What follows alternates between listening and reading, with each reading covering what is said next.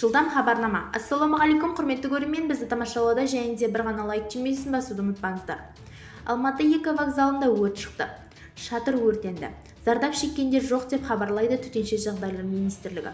Өрт сөндірілді. Вокзал жұмыс істеп жатыр. Пойыздар кешіккен жоқ. Пасы 2-3 минут бұрын министрлік өрт аумағы 30 шаршы метр болғанын нақтылады. Бізді тамашалауды жалғастырыңыз. Жылдам хабарнама. Ассалаумағалейкум, құрметті көрермен, бізді тамашалауда және де бір ғана лайк түймесін басуды ұмытпаңыздар. Қарағанды облысында 2 көлік мұз астында түсіп кетті. 28 қарашада сағат 19:50 шамаларында Нустафин кентінің маңында Нұра өзенінен өтпек болған 2 көлік мұз астына кетті. Олардың бірі Газель, ішінде 3 адамы болды деп жазылды ТЖМ.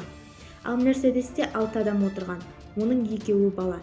Жүргізушілер мен жолаушылардың көліктердің өздері шыққан. Зардап шеккендер жоқ. Көліктер әзірде мұз астында қалды. Бізді тамашалауды жалғастырыңыз.